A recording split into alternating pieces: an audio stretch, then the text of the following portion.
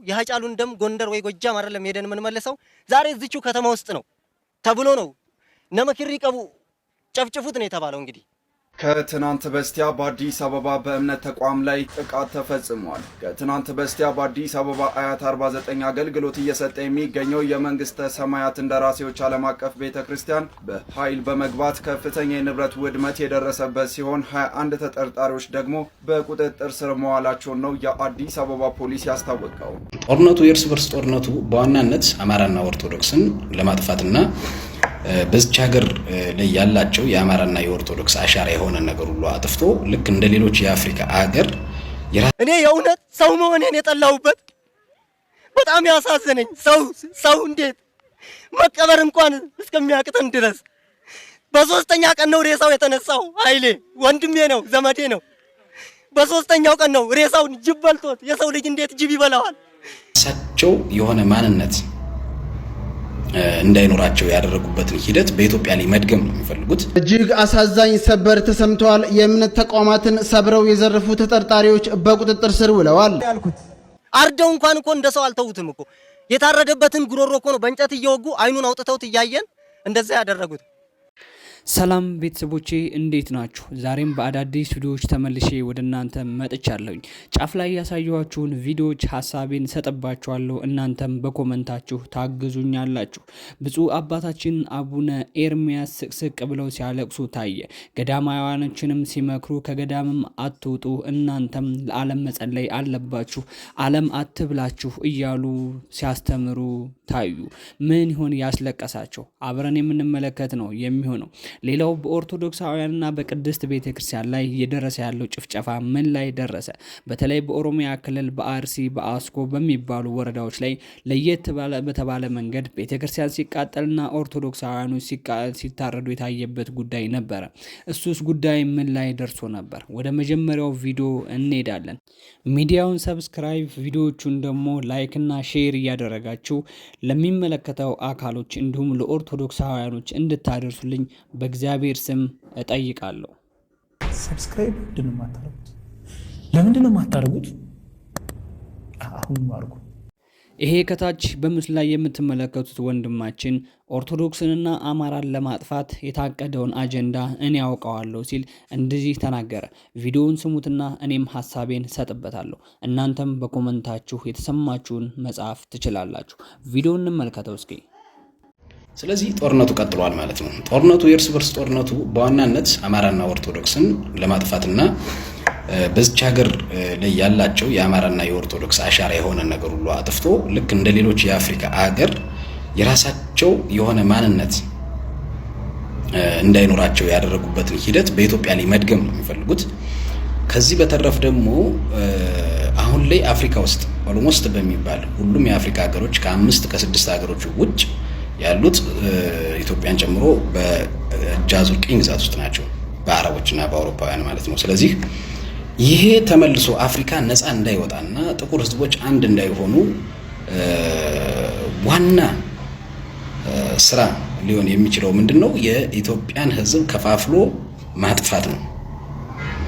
ስለዚህ የኢትዮጵያ ህዝብ ምሰሶ የሆነው ፓርት ደግሞ ኦርቶዶክስ ተዋህዶና አማራ ነው ተብሎ ይታሰባል፣ በኢትዮጵያዊነት የሚያምኑ። ሌሎቹ በተሰራው ትርክት መሰረት የመበታተን ፍላጎት አላቸው። እንደ ሃይማኖትም እንደ ማህበረሰብ የመበታተን ፍላጎት አላቸው ተብሎ ይታሰባል። ስለዚህ ይሄንን የኢትዮጵያዊነት መንፈስ ያለውን የማህበረሰብ ክፍል አማራ የተባለውንና የኢትዮጵያዊነት መንፈስ ያለውን የሃይማኖት ተቋም ኦርቶዶክስ የተባለው መጥፋት አለበት በሚለው ሰፊ ስራ ተሰርቶበት መንግስታዊ ፕሮጀክት ሆኖ ለዘመናት የቆየ። ከዚህ ጋር ተያይዞ ለዚህ ስራ ደግሞ በዋናነት ይሆናሉ የተባሉት የማህበረሰብ ክፍሎች ከሃይማኖት አንፃር የውሃብያና የፕሮቴስታንት እምነት ተከታዮች ናቸው። እነዚህን ማህበረሰቦች አሁን ስታዩዋቸው በስልጣን ላይ ተቀምጠዋል። ጂሃድ አውጀው ቤተክርስቲያን ያቃጥላሉ፣ ያርዳሉ፣ ማህበረሰብ ያፈናቅላሉ። በሚሊዮን የሚቆጠር ማህበረሰብ ሀብት ንብረቱን ቀምተው ያፈናቅሉታል ማለት ነው። ስለዚህ ዋናውና ትልቁ መሰረት ምንድነው ካላችሁኝ፣ አማራ ይጠፋል አይጠፋም፣ መጥፋት አለበት ወይስ ማህበረሰቡ ደግሞ አልጠፋም እያለ እየታገለ በሚደረገው የእርስ በርስ ጦርነት በሀገሪቱ ውስጥ የሚደረገው ጠቅላላ ጦርነት ይህን አይነት ባህሪ ያለው ማለት ነው። ሲተነተን ሌላ ምንም ፍላጎት የለውም። የፖለቲካ ፍላጎት አይደለም፣ የኢኮኖሚ ፍላጎት አይደለም፣ ሌላ የዲፕሎማሲ ፍላጎት አይደለም፣ የስልጣንም አይደለም። ዋናነት የተፈለገው አማራ የሚባለው ማህበረሰብ ከኢትዮጵያ ምድረገጽ ማጥፋትና መበታተን ወደ ባህሪያ መቀየር ነው። ስለዚህ ይሳካል አይሳካም ሌላ ጉዳይ ነው። ግን ዋናውና ትልቁ ግን አስተሳሰብ አማራን ከማጥፋት ጋር ከዚህ ጋር ተያይዞ ኦርቶዶክስን ጨምሮ መደምሰስ ነው። ኢትዮጵያዊነት ካራክተር ባህሪ ወይም ደግሞ የኢትዮጵያዊነት መንፈስ እንዳይኖር የሚፈለገው ማለት። ይህ ወንድማችን እንዲህ ሲል እየተናገረ ነው። በኢትዮጵያ ውስጥ ኦርቶዶክስንና አማራን ለማጥፋት የታቀደና የተሰራ አጀንዳ አለ። ያንን አጀንዳ ደግሞ በአንድነት ሆነን መስበርና ሰንሰለቱን መበጠስ አለብን። ካሁን በፊት በነበረው የኦርቶዶክሳውያን ጭፍጨፋና ግድያ ላይ ብዙ የተሳተፉ አካላቶች ነበሩ። በኢትዮጵያ ውስጥም ኦርቶዶክሳውያኖች እንዲኖሩ አይፈለግም። እንዲሁም አማራ የሚባለው ብሔርም ተጨፍጭፎ እንዲያልቅ ይፈለጋል። ስለዚህ ለዚህ መፍትሄው ምንድን ነው ትላላችሁ? አንድ ላይ መደራጀትና መቀመጥ ነው ሲል መልእክቱን እያስተላለፈ ይገኛል። በመሆኑም ቅድስት ቤተ ክርስቲያንን በኖህ ጊዜና በነግራኝ አህመድ ጊዜ ለማጥፋት የተነሱ ብዙ መናፍቃኖች ነበሩ። እንደ ነገራችን ላይ ቅድስት ቤተ ክርስቲያን ያን ሁላ መናፍቃን አልፋ ግን እዚህ ደርሳለች። መናፍቃኖች በቤተ ክርስቲያን ላይ የያዙትን ሰይፍ ሊጥሉትና ሊሰብሩት አልቻሉ። ያን ሰይፍና ያንን የመናፍቃን አጀንዳ ማጥፋትና መስበር የሚችለው ማንስ ይሆን? ወንድማችን በእንደዚህ አይነት መልኩ ከአንደበቱ ሩህ በሆነ አማርኛ አውጥቶ ለቅድስት ቤተ ክርስቲያን ያለውንና ለኦርቶዶክሳውያን ያለውን ፍቅር ሲገልጽ የታየበት ቪዲዮ ነው። በነገራችን ላይ የዚህን ወንድማችንን ምክር ስንቶቻችሁ ሰምታችሁ ይሆን? በአሁን ሰዓት በኦርቶዶክሳውያንና በቅድስት ቤተክርስቲያን ላይ ያለው ፈተና ይታወቃል። ነገር ግን አጀንዳው ካሁንም በፊት በተለያዩ ኦሮሚያ ክልል ቅድስት ቤተክርስቲያንን እንዲሁም ኦርቶዶክሳውያንን እንዲሁም አማራን እናጠፋለን እያሉ ብዙ ቪዲዮዎችን እያየን ነበረ። ያ ነገር ሁላ ግን እውነት ሊመስለን አልቻለም ነበር። በነገራችን ላይ በቪዲዮም እያሳዩ ቅድስት ቤተ ክርስቲያንን እያቃጠሉ ኦርቶዶክሳውያንን እየገደሉ ቪዲዮ ይልኩልን ጀመረ። ይህም ነገር እኛ ስናይ ዘገነነንም አመመንም። በአሁን ሰዓት በኦርቶዶክሳውያን አንገታችን ላይ አድርገን የምንዞረው መስቀል እያሳፈረን ይገኛል። የሚያሳፍርበት መንገድ ደግሞ የኛ የኦርቶዶክስ አምላክ የሚያሳፍር ሆኖ አይደለም። ማህተማችንን መስቀላችንን ባዩ ቁጥር በመስቀላችንና በማህተማችን ቦታ ሰይፍ እየተደቀነብን ነው እያሉ ብዙ በኦሮሚያ ክልል የሚኖሩ ኦርቶዶክሳውያኖች ምሬታቸውን ሲገልጹ የታዩበት ሁኔታ አለ። ይሄ ነገር ዛሬ እነሱ ቤት የገባ ነገና ከነጎዳ እኛ ቤት መግባቱ አይቀርም። በአርሲ፣ በአሰኮ፣ በተለያዩ ወረዳዎች ኦርቶዶክሳውያንን ብቻ በመምረጥ የተጨፈጨፈበት ቪዲዮም የታየ ይሆናል።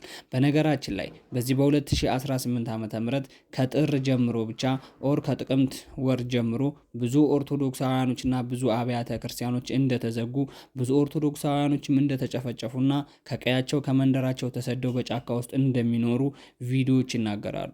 ወደ ቀጣይ ቪዲዮ ልውሰዳችሁ። ብፁዕ አባታችን አቡነ ኤርሚያስን ምንድነው ያስለቀሳቸው? እስኪ እንመልከተው። ጸልዩልን፣ አልቅሱልን። የምናደርገው ጠፍቶናል። ለተላክ ከብሎናል በጣም ምንም ከአባቶቻችን ዘመን በአባቶቻችን ዘመን ከደረሰው መከራ የበለጠ ባይመጣም እኛ እንደ አባቶቻችን ብርቱ ባለመሆናችን ከብዶናል እና ልታውቁልን ይገባል፣ ልትጸልዩልን ይገባል፣ ልትጠመዱልን ይገባል። እንዴት እንደምናደርግ ግራው ገብቶናል። በግብ ጨንቆኛል በእውነት በዚህ ስንለው እንደ ሀገር ደረጃ ቤተክርስቲያኗ የምትሆነውን ብታዩ ይገርማል። በማንም ብናመካኙ አይጠቅመንም። መሪዎቹ እንዲሆነው ነው፣ ፖለቲካው እንዲሆነው ነው ብለናል። ልክ ነው። ግን የሁሉ የሆነው እኛ ጥሩ ብንሆን ነው። የኛ ኃጢአት እኮ ነው የሚያስደበድበን። እየፈረሰች ነው ቤተክርስቲያኑ። የሚያልቁት የሚጎዱት ምዕመናን በጣም ብዙ ናቸው እና በዚህ ጊዜ አባቶቻችን፣ በዚህ ጊዜ እናቶቻችን በልብ በሰቂለ ሕሊና ሆናችሁ ጸልዩልን፣ ጸልዩልን፣ አልቅሱልን። ይህ ምን ያህል እንደሚያበረታ እናምናለን። እንዲሁ ዕዳ ይሁንባችሁ። እኔ አልሰነፍኩም፣ እያገለገልኩ ነው። ባንድ አልሆንኩባችሁም። ግድ የለሽ አይደለሁኝ። ይገደኛል የህዝቡ ውድቀት። መከራችሁን መከራ አድርጌ ነው እየሄድኩ ያለሁት። ይሄን ያህል እየሆንኩ እናንተ የማትረዱኝ ለምንድን ነው የኔ አዘን? ከዚህ በለጠ ምን ሊሆን እችላለሁ ለእናንተ? በመንፈሳዊው አቅሜና ሁኔታዎች በፈቀዱት አላጎደልኩ። ብሎም ደግሞ በልማቱ እንደ አካባቢ እንደ ዞን እያገዝኩ ነው ሀገር። እኔ እነዚህን ሁለት ሰዎችም ቢሆን ጠፍተው ይቅሩ እያልኩ አይደለም፣ ግን ልክ ሊኖራቸው ይገባል። አላዋጭነታቸውን ሊያውቁ ይገባል። የነሱ የስልጣን እርከን እስከየት እንደሆነ ሊያውቁ ይገባል። ይህን ሲያውቁ ቀኖና ቤተ ክርስቲያን በሚፈቅደው መልኩ ማዕረጋቸው ይመለሳሉ። ቤተ ክርስቲያን ካፈራቻቸው ቅድስት ቤተ ክርስቲያንም አባት አሉኝ ከምትላቸው ከአባቶችና ከብፁዓን አባቶች መካከልና ቀዳሚው ብፁዕ አባታችን አቡነ ኤርምያስ ናቸው። ለቅድስት ቤተ ክርስቲያናቸው አንገታቸውን የሚሰጡ፣ ለሕዝበ ምእመናቸው ቀድመው የሚገኙ፣ ሕዝበ ምእመኔ ላይ የሆነ ነገር ከሚደርስባቸው እኔ ቀድሜ አንገቴን ልሰየፍ አንገቴን ልሰዋ ከሚሉ ብፁዕ ከሚባሉ አባቶች ቀዳሚውና የመጀመሪያው ብፁዕ አባታችን አቡነ ኤርምያስ ገዳማውያን መነኮሳቶችንም ሲመክሩ እንደዚህ አሉ። እናንተ ገዳማውያን መነኮሳቶች ከገዳማችሁ አትውጡ፣ ጸልዩልን። እናንተ ታስፈልጉናላችሁ፣ ለዓለም ሕዝብም ታስፈልጋላችሁ። የእናንተ ጸሎት ከክርስቶስ ዘንድ ከደረሰ ሀገራችንም ሰላም ይሆናል፣ ቅድስት ቤተ ክርስቲያናችንም ሰላም ትሆናለች ሲሉ እያለቀሱ ሲመክሯቸው ታየ። የእውነት የብዙዎችን መነጋገር ያደረገው ነገር ብፁዕ አባታችን እንዴት ገዳማውያን መነኮሳትን ሊመክሩ ይችላሉ የሚል የብዙ ሰዎች ጥያቄ ነበረ። ነገር ግን ብፁዕ አባታችን አቡነ ኤርምያስ ቤተ ክርስቲያን ካከበረቻቸው ክርስቶስ ካሾማቸው የቅድስት ቤተ ክርስቲያን አባቶች ቀዳሚ ሆነው ተገኝተዋል። ለገንዘብ የማይሳሱ፣ የዓለም ኑሮ የማያጓጓቸው፣ ዓለም ላይ ያለ ነገር የማያሳሳቸው፣ ለቅድስት ቤተ ክርስቲያን አለን ከሚሉ አባት ስለ ቅድስት ቤተ ክርስቲያን ብቻ ነው የሚመለከተኝ፣ ቤተ ክርስቲያንን ከምትነኩ እኔን ግደሉኝ የሚሉ አባት ናቸው። ብዙ ህንፃዎችንም አንጸዋል። ብዙ ገንዘቦችንም ለብዙ እርዳታ ለሚፈልጉ ድርጅቶች ሰጥተዋል። ያልተነገረላቸው ብፁዓን አባቶች ናቸው። ብዙ ሰዎችንም እያስተማሩ ነው። ብዙ የአብነት ትምህርት ቤቶችንም ገንብተዋል።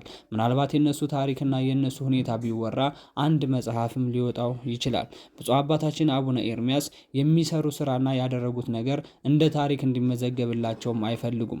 የማይፈልጉበትም ምክንያት እኔ ከእግዚአብሔር አገኘዋለሁ፣ የምሰራውንም ስራ በሚዲያ ላይም እንዲነገርልኝ አልፈልግም ሲሉ ተናግረዋል። ብዙ የአብነት ትምህርት ቤቶች ከመገንባታቸውም የተነሳ በጎንደር የሚገኝ አንድ ትልቅ ህንፃ አሳንጸው ይህ ህንፃ በእኔ ስም ቢገነባም የሚጠቅመው ለማህበረሰቡና ለቅድስት ቤተ ክርስቲያን ነው እንጂ እኔ ስሞት ምንም ይዤ የሚሄድ ነገር የለም ሲሉ በአንድ ሚዲያ ላይ ተናግረው ነበረ። በነገራችን ላይ ብፁዕ አባታችን ታፍነናል፣ ታግተናል፣ እናንተ ጸልዩልን፣ የኢትዮጵያ ህዝብም ድረሱልን፣ እኛ መናገር አልቻልንም፣ የተያዝንበት ትልቅ መንገድ አለ ሲሉም የተናገሩበት ሁኔታ ነበረ። በነገራችን ላይ ብፁዓን አባቶችን እንዳይናገሩ የያዛቸው ነገር ምን ይሆን? የሚታወቅ ነገር የለም። አንድ ነገር ግን ላሳያችሁ። በኦሮሚያ ክልል አንገቱ ላይ ማህተም ያደረጉ ኦርቶዶክሳውያኖች በምን አይነት መንገድ ሊገደሉ ይችላሉ? በምን አይነት መንገድስ ቤተክርስቲያን እየተቃጠለች ነው? ከአንድ ወጣት አንደበት እንደዚህ የሚል ነገር ሰማን። የእውነተኛም ይህ ነገርስ እውነት ይሆን ብለን ለማጣራት ሞከር። ወጣቱን በአደባባይ ላይ እያለቀሰ ተናገረ። ስለ ቅድስት ቤተ ክርስቲያን እንጮሃለን፣ አንገታችን ላይ ባለው ማህተም ቦታ ሰይፍ እየተደቀነብን ነው፣ ከሰፈራችን ከቀያችን ተፈናቅለናል፣ እባካችሁ ድረሱልን እያሉ ጥሪያቸውን ሲያስተላልፉ ታዩ። ይህንን ቪዲዮ ጋበዝኳቸው።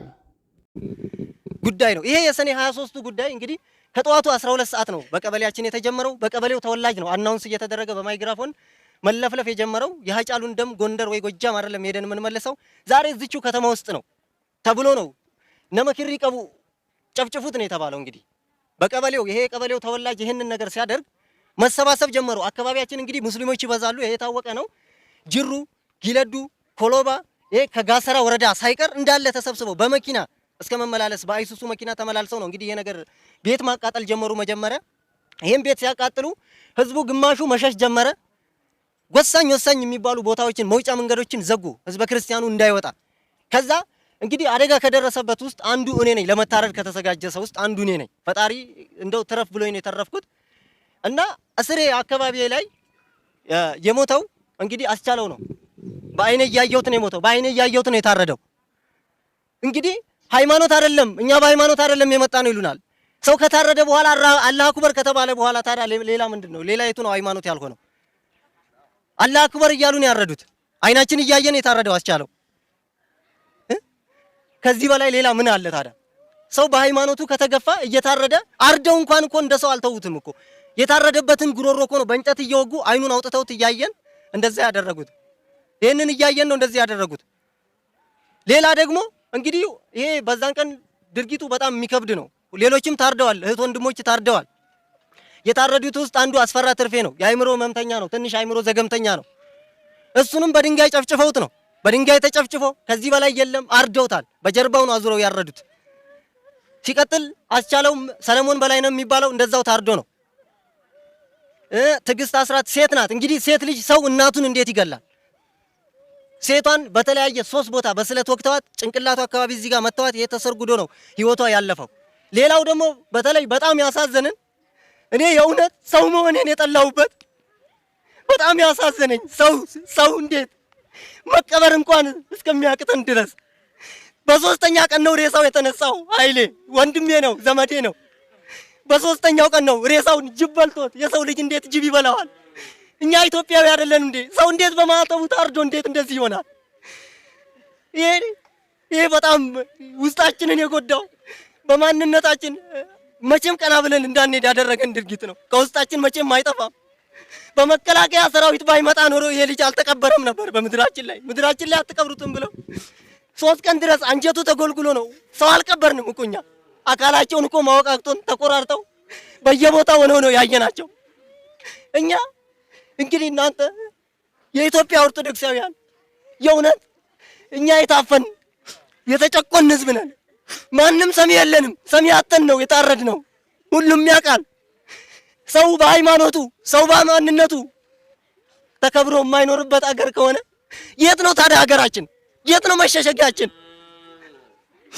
መከላከያ እኮ ባይኖር በ3ኛ ቀን ነው ሰው አንድ ጉድጓድ እንዴት ይቀበራል? ሰው በተወለደበት ሀገር በኖረበት ሀገር የምናመልከው አምላክ እኮ የሚያሳፍር አምላክ አይደለም። ለምንድን ነው የምንታረደው? እናውቃለን። 107 ነው መጡ። ዛሬ ግን የሀገር አባት እንሆናለን። ይሁን፣ ይሄም ያልፋል። ነገር ግን በየከተማ ውስጥ እንኳን ስንሄድ ሴቶች እኮ እኔዛ ማህተባችንን እንኳን አውጥተን መሄድ አልቻልንም። ብዙ ኦርቶዶክሳውያን ያልገባን ነገሩ ከጎን ሆኖ አግኝተነዋል። በተለያዩ ወረዳዎችና ቀበሌዎች ቅድስት ቤተክርስቲያን የሚቃጠሉትና ኦርቶዶክሳውያኖች የሚገደሉት በቀበሌዎች አመራር እንደሆኑ መረጃዎችም ወጡ። በተለይ በአርሲ በአቦምሳ በሚባሉ ወረዳዎች ላይ የወረዳዎች አመራር ይህን ጉዳይ እያወቁ ለምን ዝም አሉ የሚል የብዙ ኦርቶዶክሳውያን ጥያቄም ነበረ። ነገሩም ሲጣራ በወረዳው ላይ ያሉ የወረዳው አመራሮች ጭምር ሁሉም የእስልምና እምነት ተከታዮች እንደሆኑ ተደረሰባቸው። ነገሩ እንዲህ ነው። ቅድስት ቤተክርስቲያን ተቃጥሎ ሌላ ነገር እንዲሰራ ይፈልጋል። በዛ ሀገር ላይ ኦርቶዶክሳውያኖች እንዲኖሩና ቅድስት ቤተክርስቲያን እንዲታነጽም አይፈልግም። 101 ዓመት ሙሉ የቆየ የቅዱስ ገብርኤል ቤተክርስቲያን ላይ እሳት ተለቀቀበት። ኦርቶዶክሳውያኖች ሄደው እንዳይጽናኑ፣ ሄደው መንፈሳቸውን እንዳያድሱ፣ ሄደው ስጋው ደሙ እንዳይቀበሉ፣ ሲከፋቸው ሄደው እንዳይጽናኑበትም ተደረገ። ቤተክርስቲያኑም አመት ዱቄት በላ። ቤተክርስቲያኑ እንደገና ለመታነጽ በጣም ብዙ ብር ቢጠይቅም ቅዱስ ሲኖዶስ ግን ለዚህ ቅድስት ቤተክርስቲያን ማሳነጫ የሚሆን ሙሉ ገንዘቡን እኔ እሸፍናለሁ አለ። የብዙ ሰዎች ጥያቄና የብዙ ሰዎች ጥያቄ የሚሆንባቸው ቅዱስ ሲኖዶስ ቤተክርስቲያኑን ከማነጹ በላይ ስለሚሞቱ ኦርቶዶክሳውያኖች ለምን ድምጹን አያሰማም? ለምንስ ኦርቶዶክሳውያንን የሰላማዊ ሰልፍ ጥሪ አያደርግም? በማለት ብዙ ሰዎችም ጥያቄ ያቀረበ። በተለያዩ ሀገር ቅድስት ቤተክርስቲያን ይቃጠላሉ፣ ድጋሚም ህዝቡ በሚያዋጣው ገንዘብ ይታነጻሉ። ያ ነገር ግን ለኦርቶዶክሳውያን መፍትሄ ሊሆን አይችልም። የቅድስት ቤተክርስቲያን ፈተና አልፏልና አሁንም ቅድስት ቤተክርስቲያን ላይ የሚመጣ ፈተና ያልፋል በማለት ለኦርቶዶክሳውያን እየቀረበ ያለው ትምህርት ይቁም በማለት ወጣቶችም ሁሌ እየጮሁ ነው። ቅድስት ቤተክርስቲያን ውስጥ ኦርቶዶክሳውያኖች በሚማሩ ጊዜ ሁሉም ኦርቶዶክሳውያን ክርስቶስ የሚያስተምረው ፍቅርና ይቅርታ ነው በማለት ልባቸው በፍቅርና በይቅርታ ተሞልቷል። መምህሮቻችንም እንደዚህ ሲሉ ያስተምሩናል። እናንተ ኦርቶዶክሳውያኖች ፍቅር ናችሁ። እናንተ ኦርቶዶክሳውያኖች ንብ እንጂ ዝንብ አይደላችሁም። ቅድስት ቤተክርስቲያን ላይ እየደረሰ ያለው ፈተና ዛሬ ሳይሆን በኖህ ጊዜና በግራኝ አህመድም ጊዜ ፈተናው አልፏል። ያም ፈተና አሁንም ተደግሟል። ቅድስት ቤተክርስቲያን ትኖራለች፣ እነሱ ግን ይሞታሉ ወይንም ይጠፋሉ እየተባለ ያለው ነገር እንደ ታሪክ ባይቀመጥ ጥሩ ነው። ቅድስት ቤተክርስቲያንን እነሱ ያቃጥሉ እኛ እናንጻለን የሚባለው ነገርም ቢቀር የተሻለ ይሆናል እያሉ ወጣቶችም እየተናገሩ ነበረ። ብፁዓን አባቶች የማይናገሩበትና የተያዙበት ትልቅ ነገር አለ። ያ ነገርስ ምን ይሆን? እስካሁን መፍትሄው ሊገኝ አልቻለም። ብፁዕ አባታችን አቡነ ማትያስ የሆነ ጊዜ በአንድ ሚዲያ ላይ ተናግረው ነበረ። ኦርቶዶክሳውያኖች ድረሱልኝ፣ እኔ ታፍኛለሁ፣ እኔ ታግቻለሁ፣ እናንተ ካልደረሳችሁልኝ እኔ መና ነኝ የሚል ድምጻቸውን ሰማን። ኦርቶዶክሳውያኖችም በአንድ ጊዜ ሰላማዊ ሰልፍ የወጡበት ጊዜ ነበረ። ቤተክርስቲያንም ጥቁር ለበሰች። ቤተክርስቲያን ለሁለት ትከፈል ተባለ። ያ ነገርም አልፏል። ስለዚህ አሁንም ያልፋል የሚባለው ነገር ይቁም ሲል ተናገሩ። ወደ ቀጣይ ቪዲዮ ልውሰዳችሁ። የእውነት ጭፍጨፋው ይሄ ነገር ነበሩ የታቀደው? ከዚህ ሰውዬ ወይንም ከትልቅ ሰው ፓርላማ ላይ እንደዚህ ብሎ ተናገረ። አማራንና ኦርቶዶክስን ለማጥፋት የተሰራው አጀንዳ ማንኛውንም ብሔረሰብ ነው እየገደለ ያለው የሚለው ነገር ይቁም ሲል ተናገረ። እንትኑ የተሰጠው ጭፍጨፋው ስም መሰጠት አለበት፣ ዜጎች መባል የለበትም። የአማራ ጭፍጨፋ ነው በቃ። ይሄ በአራት ነጥብ መቀመጥ አለበት። ተለይቶ ቦታ ተሰጥቶ ስም ተሰጥቶት መሄድ አለበት እንጂ ደግሞ የመጀመሪያው ወንጀልን በስሙ መጥራት ነው በቃ እንጂ ሸፋፍነን የምናልፈው ነገር መሆን የለበትም። ስለዚህ የአማራ ጭፍጨፋ ነው የተደረገው በቃ የዜጎች አይደለም የአማሮች ነው፣ መለየት መቻል አለበት። ይሄን ታላወገዝን እኛ ማንን እንዋግዘው? እኛ ብንተውም እኮ ሌሎቹ ውጭ ሚዲያዎች ይዘው እንትን እያሉት ነው፣ እኛንም ትዝብት ላይ ይጥለናል። ይሄን ለይተን ታላስቀመጥን ማለት ነው። ስለዚህ የአማራ ጭፍጨፋ የዘር ማጥፋት ተካሂዷል የሚለው መቀመጥ መቻል አለበት የሚል እንትን አለኝ። ይሄን ታልኩ። አሁንም ቀጣይ ይሄ ላለመካሄዱ ምንም ዋስትና የለንም። በቃ ነገ የማይደገምበት ምንም ምክንያት የለም። ቶሌ ቀበሌ ላይ እኮ በ11 ምንድነው አሁን እነዚህ ቤት የላቸውም። እዛ ያሉ ሰዎች በህይወት የተረፉ ሰዎች ቤት የላቸውም፣ መጠለያ ምንም ነገር የላቸውም። ስለዚህ ለነሱም ይሆን ማንኛውም ነገር መሟላት አለበት። በቃ የምንችለውን ሁሉ ማድረግ አለብን በቃ። ስለዚህ ቤት፣ ሁሉም ነገር፣ ምግብ፣ ልብስ፣ መጠለያ፣ ድንኳን፣ ይሄ ነገር አሁኑ ተጀምሮ የሚሰራ ስራ ይሆናል መሆን አለበት የሚል አስተያየት ነው ያለኝ። ሌላው በመጨረሻ ማሳሰብ የምፈልገው እኛ በእውነት እኛ ትልቅ ሰዎች ስለሆን ነው እኛ መቻል ስላለብን ነው እንጂ በጣም ሀዘን ነው በእውነት። አሁን ወገን በሺህ የሚቆጠር ወገን ሞቶ እኛ ህዝብ ወክለን መተን ዝም ማለት በጣም ስለሚከብደን ነው። በጣም ስለሚከብድ ነው፣ ይከብዳል በጣም። ባለፈው 30 ኢትዮጵያኖች በቦኮ ሐራም ነው በአልሻባብ ይመስለኛል፣ ቦኮ ሐራም ይመስለኛል ተገደሉ፣ ታረዱ። የሶስት ቀን ነው የሳምንት ሀዘን ታውጇል። እና በሺህ የሚቆጠር ኢትዮጵያኖች ወይም አማሮች ሲጨፈጨፉ እንትን ይሄንን የአዋጅ ቀን አለማወጅ ደግሞ በጣም ነውር ነው። እንግዲህ አንድ ትልቅ ሰው ህዝቡ አልገባውም፣ እኔ ግን ገብቶኛል ያሉትን ነገር ተናገሩ። አጀንዳው ከወዲህ ነው፣ ነገሩም ከወዲያ ነው። በኢትዮጵያውያን ላይ ብዙ ዜጎች ሞቱ እየተባለ ይወራል። ነገር ግን እየሞቱ ያሉት ኦርቶዶክሳውያንና አማራዎች ብቻ ናቸው። ከዛም በኋላም ብዙ ዜጎች ተጨፈጨፉብን፣ ባልታወቁና በታጠቁ ኃይሎች ብዙ ዜጎችም እየሞቱብን ነው፣ ብዙ የኦርቶዶክስ አብያተ ክርስቲያንም እየተቃጠሉ ነው እየተባለ ዜጎች በሚል ነገር ግን እየተሸፋፈነ ይገኛል። አጀንዳ እየተደረገ ያለው ወይንም ኦን ታርጌት ተደርጎ እየተገደሉ ያሉት ግን አማራዎችና ኦርቶዶክሳውያኖች ናቸው ሲሉ በአደባባይ ጠቅላይ ሚኒስትሩ ፊት ለፊት ተናገሩ። ስለዚህ ይሄ ነገር ከምን ትሉታላችሁ? እኛ አባት እኔ ያውቀዋለሁ፣ ማህበረሰቡ ግን አልገባውም። ገና እኔ የደረስኩበት ነገር አለ፣ ህዝቤ ግን ገና አልደረሰበትም። ዜጎቻችን ሞቱ ሲባል ህዝቡ ከንፈሩን እየመጠጠ ተቀምጧል። ነገሩ ግን ከወዲህ ነው በማለት በአደባባይ በፓርላማ ፊት ተናገሩ። እኒህ አባቱ እስካሁን ድረስ አልታዩም። የት ገብተው ይሆን? ሁላችሁም በኮመንት ብትጽፉልኝ ደስ ይለኛል። ፓርላማ ፊት ለፊት ላይ የሚናገሩ ስለ ህዝቡ የሚቆረቆሩ ስለ ሀገረ ሰላም የሚያሳስባቸው ሰዎች በአሁን ሰዓት በኢትዮጵያ ውስጥ እየኖሩም አይደለም፣ ድምጻቸውም እየተሰማ አይደለም። አገዛዙን የሚቃወሙ ብዙ የቤተ ክርስቲያን አባቶች፣ ብዙ የቅድስት ቤተ ክርስቲያን አገልጋይ መምህራኖች በተለይ ከኢትዮጵያ ውጭ የሚኖሩ በካናዳ ካልጋሪ እንደዚህ ሲሉ ሰላማዊ ሰልፍ ወጡ። ጠቅላይ ሚኒስትሩንም ሲሳደቡ ታዩ፣ ተሰሙ። ምን ነክቷቸው ነው የሚል ብዙ ሰዎች ቪዲዮም ሰሩባቸው። እኛ ግን ትክክል ነው ወይም ትክክል አይደለም ብለን አልፈረድንም። በአገዛዙ ላይ ትልቅ ስህተት እንዳለ ይታያል። የኦርቶዶክሳውያን ሞትና የቅድስት ቤተክርስቲያን ጭፍጨፋም እንደቀጠለ ነው። እስኪ በካናዳ ካልጋሪ የሚኖሩ የቅድስት ቤተክርስቲያን አባቶች ሰላማዊ ሰልፍ የወጡበት ምክንያትስ ምን ይሆን? የተጠቀሙበት አማርኛስ ምን ይሆን? እንስማቸው። አብይ ገዳይ ነው። አብይ ገዳይ ነው። አትፍሩ። አብይ ገዳይ ነው። ሰይጣን ነው። እንደውም አብይ ሰይጣን ነው። አብይ ሰይጣን ነው። ለምንድን ነው ይሄን ያልኩት? ለምንድን ነው እኚህ የቤተ ክርስቲያን አባቶችና የቤተ ክርስቲያን የወንጌል አስተማሪዎች ሲጠየቁም እንደዚህ ብለው ተናገሩ። ጠቅላይ ሚኒስትር አብይ አህመድ ገዳይ ነው፣ ሰይጣን ነው ብለን የተሳደብንበት የራሳችን ምክንያት ስላለን ነው። እኛ በኢትዮጵያ ሀገራችን ላይ በየአውደ ምሕረቱ በየክፍለ ሀገሩ ቅድስት ቤተ ክርስቲያንና ኦርቶዶክሳውያንን ስለ ሰላምና ስለ ፍቅር እየዞርን ብንሰብክ ጠልተን አይደለም። ነገር ግን ነገሩ ስላላማረን ከኢትዮጵያ ወጥተን በውጭ ሀገር ተሰደን ወንጌልን ለዓለም ማድረስ ስላለብን ግን አሁንም ወንጌላችንን ማስተማርና መስበክ አላቆምንም። በኢትዮጵያ ውስጥ ያሉ ቅድስት ቤተ ክርስቲያንን ለማገልገል አሁንም ቢሆን ዝግጁ ነን። እኛ ግን የአገዛዙ ሁኔታና በኦርቶዶክሳውያን ላይና በቅድስት ቤተክርስቲያን ላይ እየደረሰ ያለው ጭፍጨፋ ትክክል እንዳልሆነ በዚህ ነጻነት ባለበት ሀገር ቁጭ ብለን እንቃወማለን። አሁንም በቅድስት ቤተክርስቲያን ላይ እየደረሰ ያለውን ፈተና መንግስት የማያቆምና መንግስት የማያበርድ ከሆነ ነገም ከነጎዳም ሰላማዊ ሰልፍ እንጠራለን። በኦርቶዶክሳውያን ላይም ትልቅ ሰላማዊ ሰልፍ ውጡ የሚል አዋጅ እናውጃለን። ቤተ ክርስቲያናችን እየተቃጠለች ዝም አንልም። ሄደን መሳሪያና ጦር ይዘን ባንዋጋም እንኳ በድምጻችን እንዋጋዋለን። አገዛዙንም እንነቅፋለን፣ እንጸልይበታለን፣ እየተሳደብንም እንቀመጣለን ሲሉ ድምጻቸውን እያሰሙ ይገኛሉ። በነገራችን ላይ በካናዳ ካልጋሪ የሚኖሩ ኦርቶዶክሳውያኖች ለመጀመሪያ ጊዜ አይደለም ቤተ ክርስቲያን ሲቃጠል ድምጽ ይሆናሉ። ኦርቶዶክሳውያኖች ሲሰደዱም ድምጽ ይሆናሉ። የቤተ ክርስቲያን አባቶች የተሰደድንበት ትልቁ ምክንያት ያለማገልገል ፍላጎት አይደለም፣ ወይንም ከኢትዮጵያ ወጥተን የተንደላቀቀ ኑሮ ለመኖር ፈልገን አይደለም። ከቤተ ክርስቲያናችን ጋር አብረን ብንቃጠል ደስ ይለን ነበር፣ ለመግባትም ተከልክለናል ሲሉ ብዙ የኦርቶዶክሳውያን አባቶች ሲናገሩ ይታየበታል።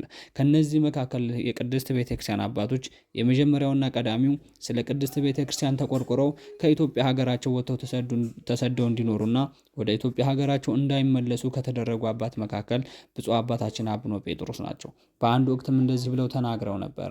እኔ አገዛዙን እቃወማለሁ፣ ቤተ ክርስቲያንን እደግፋለሁ። ቤተ ክርስቲያንን የሚያቃጥልና ኦርቶዶክሳውያንን የሚገድል ማንኛውንም መንግስትና ማንኛውንም አገዛዝ አልደግፍም ሲሉ ተናግረው ነበረ። አሁን ወደ ቀጣይ ቪዲዮ ልሰዳችሁ። በአዲስ አበባ አያት 49 አካባቢ ሰሞኑ የተፈጠረው ነገር በጣም አነጋጋሪ ሆኗል። ይህን ነገር በአርሲ ከሚገኙ ኦርቶዶክሳውያኖች ጋር አብዛኞቹ ሰዎች አገናኝተውታል። መገናኘት ሳለበት ወይስ የለበትም? ቪዲዮ እንመልከተው።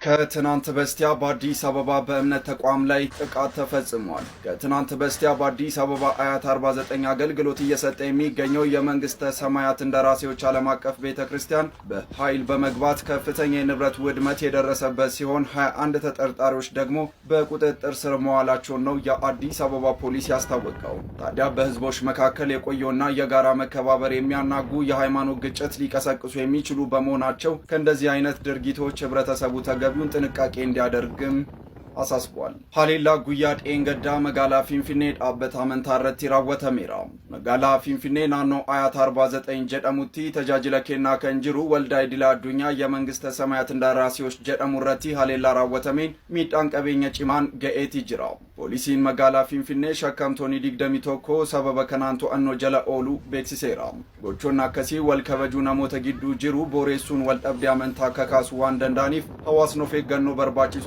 አከታሲሱስ አኬከቺፈሜራ እጅግ አሳዛኝ ሰበር ተሰምተዋል። የእምነት ተቋማትን ሰብረው የዘረፉ ተጠርጣሪዎች በቁጥጥር ስር ውለዋል። ዛሬ ሰኔ 15 2018 ዓ.ም በአዲስ አበባ በለሚኩራ ክፍለ ከተማ ከምሽቱ 12 ሰዓት አካባቢም ብዛት ያላቸው ወጣቶችና ሴቶች የመንግስተ ሰማይ እንደራሴዎች ዓለም አቀፍ ቤተክርስቲያንን ሰብረው በኃይል በመግባት 10 ሚሊዮን 132 ሺህ ብር የሚገመት የቤተክርስቲያኑን ንብረት በመዝረፍ ከአካባቢው ሊሰወሩ ችለዋል። በዚህም የአዲስ አበባ ፖሊስ ኮሚሽን ባደረገው ብርቱ ክትትል 21 የሚሆኑ ተጠርጣሪዎችን በቁጥጥር ስር አውሎ ምርመራ መጀመሩን አስታውቋል። እንዲህ አይነት የሃይማኖት ግጭትን የሚቀሰቅሱና ተከባብሮ የኖረውን ህዝብ በጥርጣሬ እንዲተያይ የሚያደርግ አሳፋሪ ወንጀል በመሆኑም አስፈላጊውን እርምጃ እንደሚወስድ የአዲስ አበባ ፖሊስ ኮሚሽን አስታውቋል። አጀንዳው ተቀየረ። የኦርቶዶክሳውያን ጩኸት ገና እልባትና መፍትሄ አላገኘም። በአዲስ አበባ አያት 49 አካባቢ ምን ተፈጠረ? በኮንዶሚኒየም መሃል የሚኖርን ቦታ እኛ ክርስቶስን እናመልክበታለን በማለት ፕሮቴስታንቶች አጠሩ። የሰፈሩ ነዋሪና የኮንዶሚኒየሙ ማህበረሰብም እኛ እያለን እዚህ ገብታችሁ ማምለክ አትችሉም፣ ወይንም ይሄ ቦታ የተሰጠለኛ ለፓርኪንግ ለልጆቻችን መጫወቻና መኪናዎች እንዲያድሩበት እንዲሁም ግሪን ኤሪያ እንድንሰራበት ነው። ስለዚህ እናንተ እዚህ ማምለክ አትችሉም በማለት አፈረሱባቸው። ነገሩም ስለተቀየረ መንግስት እነዚህን ሰዎች አፍራሽ ናቸው ወይንም የ10 ሚሊዮን ብር የፕሮቴስታንቶችን ንብረት አጉለዋል በማለትም ጠየቃቸውም አሰራቸው። ሰሞኑን በአርሲ ቅድስት ቤተክርስቲያን ተቃጠለ። 101 ዓመት ሙሉ የቆየ ቅድስት ቤተክርስቲያን በብዙ ቢሊዮን ብር የተገነባ ቅዱስ ገብርኤል ቤተክርስቲያን ተቃጠለ። መንግስት ግን ምንም አላለም። ለምንስ በአዲስ አበባ የሚገኘው ገና ለገና ቆርቆሮ በቆርቆሮ ለታጠረውና ሰፊ መሬት ለያዘው ለፕሮቴስታንቶች ቸርች አደላና እዛ አካባቢ ያሉ ማህበረሰቦችን ሊያስርና ሊቀጣ ቻለ? ችግሩ ሊታወቅ አልቻለም።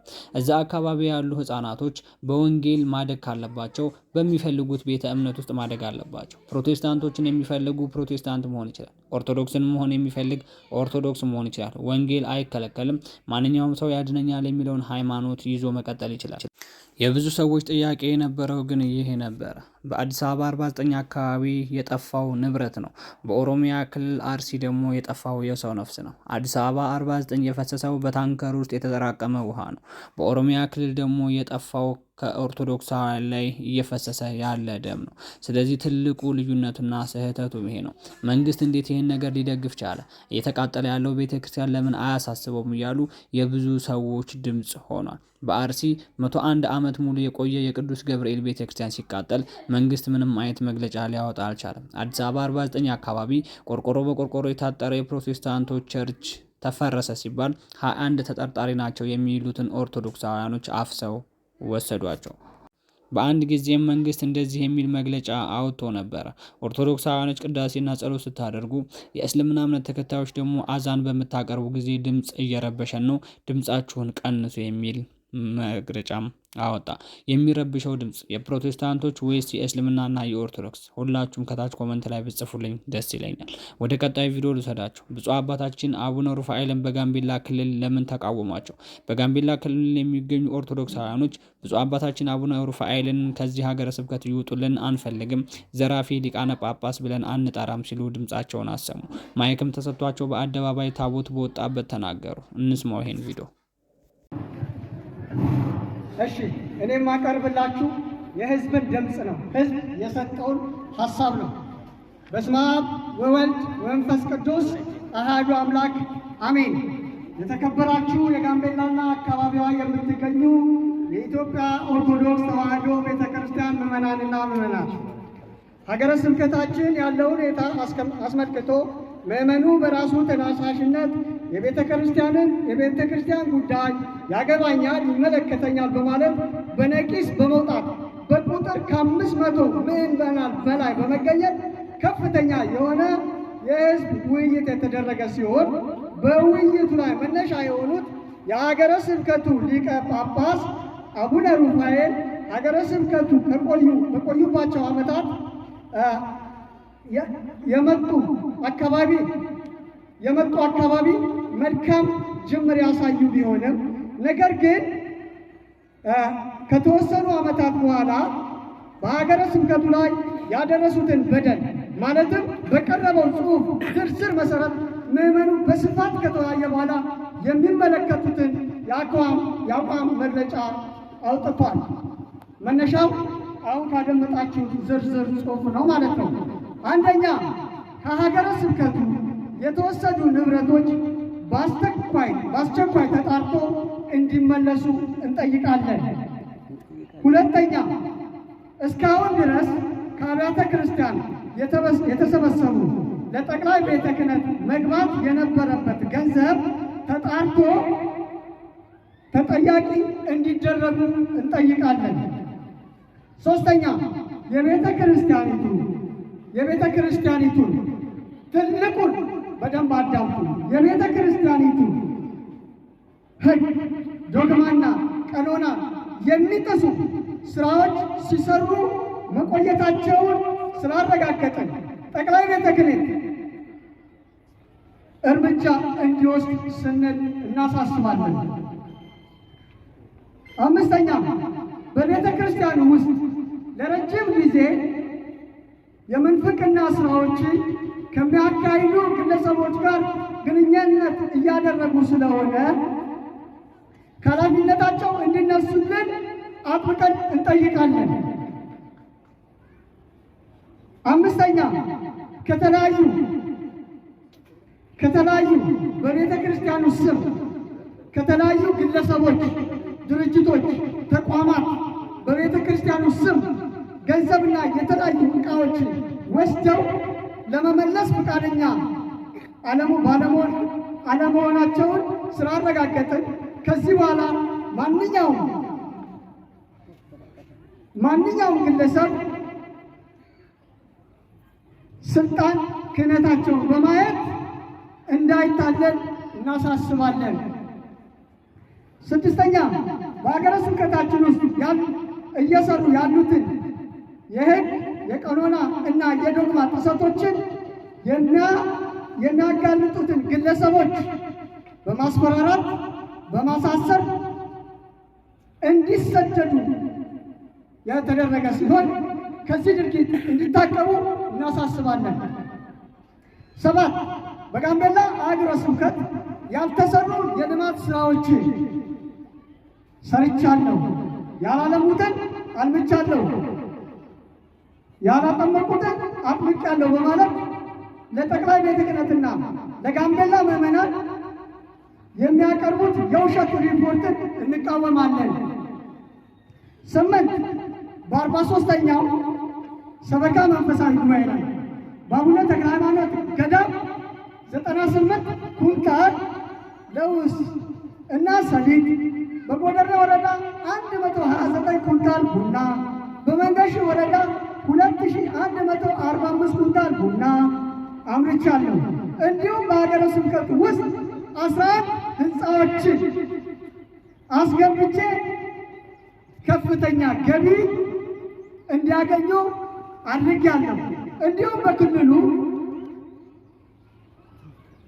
3 ፎቆችን አስገንብቼ ትምህርት ቤቶችን ከፍቼ 13 ፎቆችን አስገንብቼ ትምህርት ቤቶችን ከፍቼ አገልግሎት እንዲሰጡ አድርጌያለሁ ያሉትን ፍጹም ነጭ ውሸት ያልሰማው የጋምቤላ ሕዝበ ክርስቲያን ሐሰት መሆኑን እንዲያረጋግጥልን እናሳስባለን።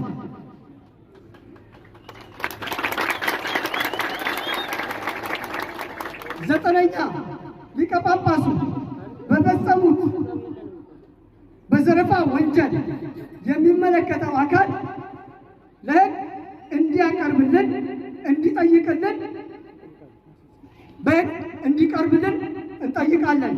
10ኛ እኚህ አባት በአካባቢያችን ላይ ብዙ በደልን ያደረሱ በመሆናቸው በአባትነት እንዲሁም በሊቀ ጳጳስነት ዳግም የምንሸከምበት ጫንቃ ስለሌለን ፈጽሞ የማንቀበላቸው መሆንን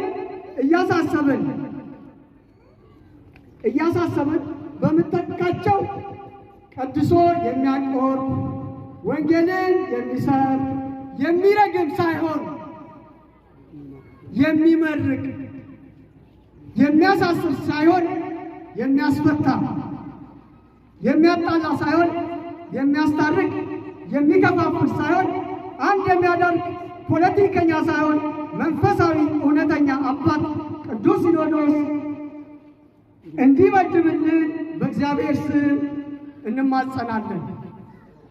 ወስብሐት ለእግዚአብሔር። አንዳንድ ጊዜ አባቶቻችን የሚተርኩት ተረት ትክክል ሆኖ እናገኘዋለን። ካላለልህ የራስህ ውሻ ይነግሳል። በዛ በጋምቤላ ሀገረ ስብከት ላይ የሚመሩት ብፁዕ አባታችን አቡነ ሩፋኤልም ነበሩ። ህዝበ ምዕመኑ ለምን ግልብጥ ብሎ በአደባባይ ላይና በቤተ ክርስቲያን ላይ 3 እና 2 ሙሉ ገጽ ወረቀት ይዘው ሊወጡባቸው ቻሉ? በስርዓት በያዙት መስቀል አልባረኳቸው ይሆን? ቅድስት ቤተ ክርስቲያንስ በስርዓት አላገለገሉ ይሆን? ታቦተ ህጉንስ ወዴት ወስደውት ይሆን? የብዙ ምዕመን ድምጽ ነው። ብዙ ምዕመንና ህዝበ ምዕመኑ በቅድስት ቤተ ክርስቲያን ውስጥ ገብቶ በአንድ ጊዜ የወርቅ ጽላቱ እንደሌለ ተረዱ። አሁንም ክሳቸው እየቀረበ ያለውና የምትመለከቱት 2 ገጽ ወረቀት ሙሉ የብፁዕ አባታችን የአቡነ ሩፋኤል ያቀረቡባቸው ክስ ነው። ህዝበ ምዕመኑና ካህናቱ በአደባባይ ላይ እንደምትመለከቱት ካህናቶቹ የክህነት ልብሳቸውን ለብሰው፣ ህዝበ ምዕመኑ ደግሞ ነጠላቸውን ለብሰው ብፁዕ አባታችን አቡነ ሩፋኤልን ለማውገዝ ቅድስት ቤተ ክርስቲያን ተገኙ። ማውገዝ ያለባቸው ብፁዓን አባቶች መናፍቃን ነበሩ። በአሁን ሰዓት ግን የቤተ ክርስቲያን ምዕመን ቤተ ክርስቲያንን የሚያንጹ የሚገለገሉና የሚጸልዩ ምዕመኖች ቅድስት ቤተ ክርስቲያንን ያገለግላሉ፣ ለእኛም አባት ይሆኑናል ብለው ቅድስት ቤተ ክርስቲያንን አክብራ የሾሞቻቸው ክርስቶስ ያከበራቸው ብፁዓን አባቶችን ማውገዝ ተጀመረ። የተወገዙበት ምክንያትም ነገሩ እንዲህ ነው። በጋምቤላ ክልል በአንድ ቤተ ክርስቲያን ላይ ያለው የወርቅ ጽላት ወዴት እንደሄደ ጠፋ። ብዙ መጽሐፍቶችም ጠፉ። ከ4 ደብርም ወደ 5 ሚሊዮን ብር ገደማ የሚተሰበሰበ ገንዘብ በብፁዕ አባታችን በአቡነ ሩፋኤልና በተለያዩ ቅድስት ቤተክርስቲያንን በማይወዱ ወራሪ በሚባሉ ኃይሎችም ተዘረፈ። ይህም እጅ የነሱ እጅ አለባቸው። ቅዱስ ሲኖዶስ ብፁዕ አባታችን አቡነ ሩፋኤልን ወደዛ አገር ሲሾማቸው ማህበረሰቡን በሚችሉት ቋንቋ ያገለግላሉ፣ ህዝበ ምዕመኑንም ይጠብቃሉ፣ በያዙት መስቀልም ይባርካሉ፣ የጠፉትንም በጎች ይሰበስባሉ በማለት እጃቸውን መጽሐፍ ቅዱስ ላይ በመጫን ህዝቤን አገለግላለሁ ቃል ገብተው ወደዛ አገር ተላኩ፣ ተሸኙ። የሚሄዱበት መኪና ጥቁር በጥቁር ነው። ብፁዓን አባቶች ሲሰሙ በእግራቸው እየሄዱ መያዙት መስቀል ማህበረሰቡ እንዲባርኩ ነው። እሳቸው ግን ጥቁር በጥቁር በተሸፈነ መኪና እየሄዱ ማህበረሰቡም እንደዛም ጭምር ይወዳቸው ነበር። አንድ ቀን ግን ክስተት ተፈጠረ። ቤተ ክርስቲያን ውስጥ የተቀመጠው የወርቅ ጽላት ጠፋ፣ ብዙ ብርም ጠፋ። ማን ነው ተጠያቂው? ብፁዕ አባታችን አቡነ ሩፋኤልም ሆኑ። ነገሩም ሲጠምና ሲጠብ እንደዚህ ሆነ። ህዝበ ምዕመኑ እነሱ የያዙትን ማይክ እኛም መያዝ እንፈልጋለን፣ እነሱ በባረኩበት እኛም መባረክ እንፈልጋለን፣ እነሱ ባወገዙበት ማይክም እኛም ማውገዝ እንፈልጋለን ብለው በአደባባይ ላይ ሙሉ ወረቀት ይዘው ወጡ። ብፁዕ አባታችን የምንፈልገው ከዚህ እንዲነሱ ብቻ ሳይሆን ከቤተ ክርስቲያን የጎደሉ ንብረቶችን እንዲሞሉልን እንፈልጋለን። እኛ ከግንባራችን እየፋቅን ካለን ከብቶቻችንን እየሸጥን መሬታችንን እያረስን ከሰብላችን ለቤተ ክርስቲያኑ ሰጥተናል። ቤተ ክርስቲያኑ እንድንፈወስበትና እንድንገለገልበት፣ ክርስቶስን እንድናመልክበትና እንድንጸልይበት፣ ቅዱስ ቁርባንም እንድንቀበልበት ያደረግነው ያነጽነው እኛ ነን። ብፁዕ አባቶች የታነጸ ቤተ ክርስቲያን መጥተው ለመመረቅ ብቻ ይደርሳሉ።